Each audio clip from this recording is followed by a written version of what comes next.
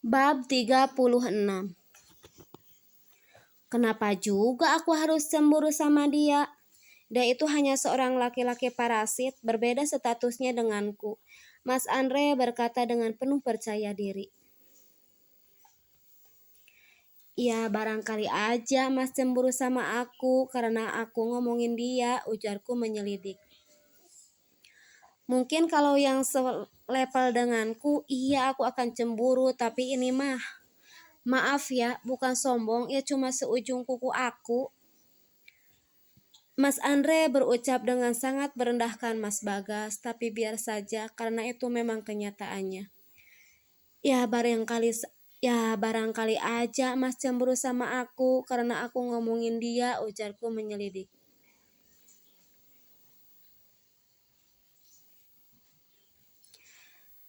Saat kami sedang ngobrol bersama, ada suara benda jatuh seperti suara barang pecah belah. Dan sumber suaranya terdengar dari arah belakang. Kami berdua langsung menoleh untuk mengetahui apa yang sebenarnya terjadi. Mbak Maya, tegur kami serempak. Mbak kenapa? Apa yang pecah? Kok sampai kencang gitu? Mas Andre bertanya tentang apa yang terjadi. Oh, ini Ndre, pas bunga jatuh karena kesenggol sama Mbak. Mbak Maya gugup menjawab pertanyaan Mas Andre. Kenapa bisa pecah Mbak? Makanya hati-hati dong Mbak. Atau jangan-jangan tadi Mbak lagi nguping ya? Jadi Mbak gak sengaja menyenggol pas bunga. Makanya jadi orang jangan suka kepo, pengen tahu aja apa yang sedang orang lain bicarakan. Aku langsung menerka dengan apa yang terjadi barusan dan sengaja menyindirnya.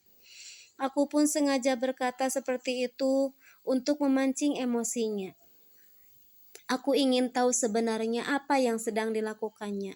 Saat kami ngobrol tadi, apa benar dia sedang nguping atau sedang melakukan misi lain untuk menjebakku? Aku ingin tahu apa yang sebenarnya ia lakukan. Apakah benar ia sedang menguping atau sedang ada misi lain untuk menjebakku? Aku tidak akan tinggal diam jika dia ingin mengerjaiku. Iya, aku bakal hati-hati kok. Aku tidak sengaja menyenggol pas bunganya. Lagian siapa juga yang sedang menguping kalian? GR aja kamu Anissa, Mbak Maya ngeles. Setelah itu Mbak Maya kembali ke dalam meninggalkan kami serta pecahan pas bunga yang hancur berserakan. Memang tidak punya akhlak Mbak Maya itu, sudah membuat berantakan tetapi tidak juga membereskan. Daripada nantinya bikin celaka, akhirnya aku berinisiatif untuk membersihkannya. Tidak disangka Mas Andre pun membantuku.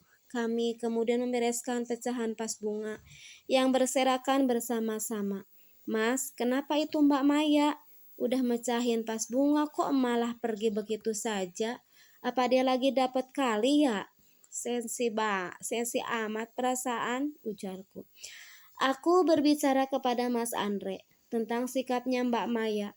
Aku berkata sambil memunguti pecahan beling pas bunga yang terbuat dari kaca tersebut. Mas juga nggak tahu tuh nih, sudah biarin aja, nggak perlu dibahas lagi, ujar Mas Andre. Ia tidak mau memperpanjang urusan dengan iparnya itu. Mas, apakah selama ini kalian hidup serumah setelah abang dan orang tua Mas tiada? Aku memberanikan diri bertanya karena merasa ingin tahu yang sebenarnya. Aku ingin tahu kehidupan Mas Andre sebelum menikah denganku. Enggak kok Nis, Mas tinggal di apartemen yang letaknya dekat dengan kantor. Aku sengaja tinggal di apartemen supaya lebih dekat jika ke tempat kerja. Selain itu, supaya untuk menghindari hibah dan fitnah dari tetangga, Mas Andre menjawab apa yang aku pertanyakan. Mas Andre rupanya tinggal di apartemen setelah orang tuanya tiada. Oh, kirain kalian serumah Mas, kataku. Aku merasa lega saat mendengar Mas Andre berkata, emangnya kenapa kalau Mas rumah dengan Mbak Maya, Nis? Apa kamu cemburu ya? Mas Andre malah balik bertanya. Ia berkata seperti itu mungkin karena ingin tahu tentang perasaanku kepadanya. Enggak kok mas, untuk apa aku cemburu? Aku berkata sambil memalingkan muka. Merasa malu mendapat pertanyaan seperti itu. Karena sebenarnya aku mulai merasakan rasa itu. Ya, aku mulai cemburu. Ya, barangkali aja kamu gak suka jika ada cewek lain yang deketin suamimu ini.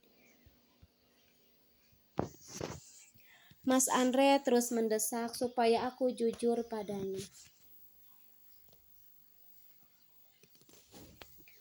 Sudah ah mas, gak usah bahas Mbak Maya lagi. Aku menghentikan percakapan dengan suamiku itu. Terasa menghangat pipi ini saat digoda suamiku. Ih, ada yang gak mau jujur dengan perasaannya. Itu kenapa lagi pipinya memerah begitu? Ada yang sedang malu nih ye. Mas Andre menggodaku sambil menyentil hidungku. Ia berlari ke arah ayunan yang ada di tempat itu. Di saat aku sedang mengejar, Mas Andre dan aku pun sebentar lagi sampai padanya. Dia malah berhenti berlari dan akhirnya aku pun menabraknya. Tetapi Mas Andre membalikkan badan dan dengan sigap memelukku. Akhirnya kami malah saling berpelukan, membuat mukaku tambah panas saja sebab merasa malu. Mas Andre memang jahil, ia sengaja melakukan semua ini demi untuk memelukku. Ia melakukan kesempatan di dalam kesempitan. Mas, udah dong, lepasin aku, malu ih kalau sampai nanti Mbak Maya melihatnya. Aku meminta supaya Mas Andre melepaskan pelukannya. Kenapa mesti malu Nisa? Kita udah halal kok untuk melakukan apapun, bahkan lebih dari memeluk pun boleh. Mas Andre berucap tanpa beban. Tapi ini tempat terbuka mas, aku malu. Aku bicara sambil terus mencoba untuk melepaskan tangan kekar suamiku yang terus melingkar di perutku. Ah, kamu banyak alasan saja Nis. Mas meluk di tempat terbuka, kamu bilang malu. Tetapi mas mau meluk kamu di kamar, kamunya yang gak mau. Terus mas kapan boleh dong, boleh memeluk kamu? Mas Andre bertanya kepadaku, membuatku sulit untuk menjawab pertanyaannya tersebut. Daripada bingung, aku biarin saja Mas Andre memelukku sampai dia puas. Aku dipeluk Mas Andre sambil memandangi suasana taman. Terasa semuanya sangat indah saat ini, membuat jantung ini berdebar tidak karuan.